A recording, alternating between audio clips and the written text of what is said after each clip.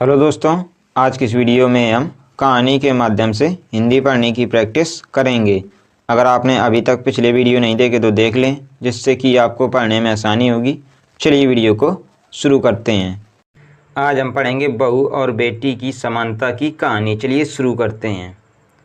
नम्रता ने फ़ोन पर अपनी माँ से कहा, माँ, मैं बहुत थक गई हूँ घर संभालते संभालते।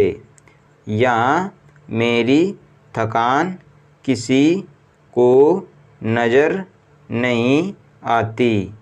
कुछ दिन आराम करना चाहती हूँ। सोच रही हूँ कुछ दिनों के लिए अपने मायके आ जाऊं। आते हुए अपने बच्चों को भी साथ ले आऊंगी। वे वहीं से स्कूल चले जाएंगे। आखिर एक ही शहर में ससुराल और मायका होने का कुछ तो फ़ायदा मिले। पार्वती जी ने दूसरी तरफ से कहा, हाँ बेटा, जब तेरी इच्छा हो आ जाना। आखिर ये तेरा भी तो घर है। ठीक है माँ, तो मैं कल ही आ जाऊंगी। नम्रता खुश होकर बोली, हाँ बेटा, कल आ जाओ। मैं तुम्हारा इंतज़ार करूंगी। अभी मैं फ़ोन रखती हूँ, मुझे मंदिर भी जाना है। पार्वती जी ने फ़ोन रख दिया और सीधे किचन में गई। किचन में खाना बना रही बहू से बोली, अरे अनुपमा, सुनो, कल तुम्हारी ननद आ रही है। आज बाजार जाकर फल, सब्जी और मिठाइयाँ लेकर आना। बेचारी मेरी बेटी ससुराल में नौकरों की तरह काम करती है और उस पर कोई ध्यान ही नहीं देता। यहाँ आएगी तो कुछ दिन रहेगी। उसका मन और तबीयत अच्छी हो जाएगी। सास के मुंह से ऐसी बातें सुनकर अनुपमा का चेहरा उतर गया। वह मन ही मन सोचने लगी, काश आपको मेरी थकावट भी नज़र आती। मैं भी दिन रात झाड़ू पोंछा, बर्तन, खाना बनाना, मार्केट जाना और हर वह काम करती हूँ जिससे हमारे परिवार वालों को कोई दिक्कत ना हो। काश आप मुझ पर भी ध्यान दे पाती। आपकी बेटी तो जब मन में आता है तब यहाँ आ जाती है, लेकिन मैं साल में एक बार ही अपनी माँ के पास जाती हूँ तब भी आपको प्रॉब्लम होती है। मैं भी इंसान हूँ, मेरा भी मन है। मुझे भी लगता है अपने माँ के पास जाकर थोड़ा आराम करूं, सुख दुख की दो चार बातें करूं, अपना मन हल्का करूं। भगवान अब तुम ही कुछ करो ताकि मेरी सास की आँखें खुलें और उसे मेरी थकावट भी नज़र आए। शाम तक भगवान ने जैसे अनुपमा की सुन ली और उसकी ननद का फ़ोन आया। ननद ने अपनी माँ से कहा कि उसकी सास ने उसे मायके आने के लिए मना कर दिया है, इसलिए इस बार वो नहीं आ सकती। पार्वती जी बोली, ऐसे कैसे मना कर दिया? पहले तो कभी वह तुम्हें आने के लिए नहीं रोकती थी। इस बार भला क्या हो गया? लाओ मेरी बात कराओ, उन्हें मैं समझाती हूँ। नम्रता ने फ़ोन अपनी सास को दिया। पार्वती जी ने कहा, नमस्कार समधन जी, आपसे कुछ कहना था। समधन जी ने कहा, कहिए। दरअसल नम्रता कल त्योहार है, इसलिए अपने मायके आना चाहती है। अगर आप उसे भेज दें तो अच्छा रहेगा।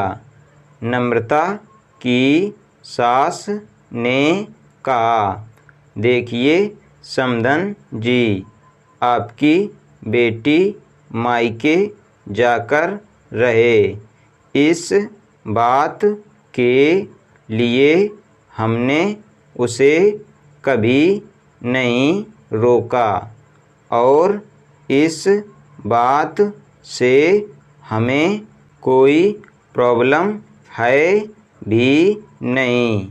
कुछ दिनों पहले मैं अपने रिश्तेदार के शादी में गई थी। वहाँ आपकी बहू अनुपमा की माता जी से मिलने का मौका मिला। उनसे गपशप करने के दौरान उनकी बातों से पता चला कि अनुपमा को साल में एक ही बार अपने मायके जाने को मिलता है और वह भी बहुत कम समय के लिए। मुझे लगता है आपको पहले अनुपमा को उसके मायके भेज देना चाहिए और वह जब मायके होकर आ जाएगी तो मैं नम्रता को आपके पास भेज दूंगी। एक बहुत ज़रूरी बात जो मुझे लगता है कि आपको समझ लेनी चाहिए। आपको अपनी बहू को भी बेटी की तरह या बेटी से भी ज़्यादा प्यार देना चाहिए। उसे भी मायके जाने की इच्छा होती होगी। हो सकता है नम्रता के वहाँ आने से उसकी आवभगत करने के लिए आप उसे उसके मायके नहीं भेजती होंगी, या फिर वह आपसे कुछ कहने से अभी डरती हो। अगर आप उसको घर में ही कैद रखेंगी तो एक दिन ऐसा आएगा जब वह आपके खिलाफ बोलने लगेगी। फिर वह आपकी सुनेगी भी नहीं और जब चाहे तब अपने मायके जाएगी। ऐसी परिस्थिति आए इससे अच्छा है कि आप ही कुछ बदलाव अमल में ले आएं, जिससे आपका रिश्ता और रिश्ते की मिठास खराब ना हो। पार्वती को अपने समधन के हर एक शब्द में सच्चाई नज़र आई। उन्हें महसूस हुआ कि उन्होंने अपनी बेटी के प्यार में अंधे होकर कभी भी अपनी बहू के मन का विचार नहीं किया। उन्होंने हमेशा ही अपनी बेटी को अपने बहू से ऊपर रखा। दूसरी तरफ नम्रता भी अपनी भाभी के बारे में हो रही इस बातचीत को सुन रही थी। उसने भी रियलाइज किया कि वह कभी भी अपनी भाभी के साथ ठीक से बात नहीं करती और जब जब वह अपने मायके जाती है तो भाभी थोड़ी उदास रहती है। पार्वती जी ने अपनी बहू को बुलाया और उसे कहा कि अनुपमा कुछ दिनों के लिए नम्रता नहीं आने वाली है, इसलिए पहले तुम अपने मायके होकर आओ। यह सुनते ही अनुपमा का चेहरा खिल गया, क्योंकि यह पहली बार था जब उसकी सास ने सामने से उसे अपने मायके जाने के लिए कहा था। अगले दिन अनुपमा अपने मायके गई और इस बार एक दो दिन नहीं पूरे हफ्ते भर रहकर आई। अपने माँ बाप से अपने रिश्तेदारों से मिलकर आई और जब वह लौटकर आई तो उसका चेहरा खिला हुआ था। उसकी आँखें चमक रही थी। अनुपमा के आने के बाद नम्रता भी अपने मायके आई और इस बार वो खुद सामने से अपनी भाभी से खुशी खुशी मिली और अच्छे से बात की। नम्रता ने अपनी माँ से बात करके उन्हें भी अच्छे से समझने में मदद की। वह कहीं ना कहीं अनुपमा के साथ गलत व्यवहार कर रहे थे। दूसरी तरफ अनुपमा अपने ससुराल वालों के बदले रवैया से बहुत खुश थी। अब वह खुशी खुशी सबका ध्यान रखती और हर काम प्यार से करती।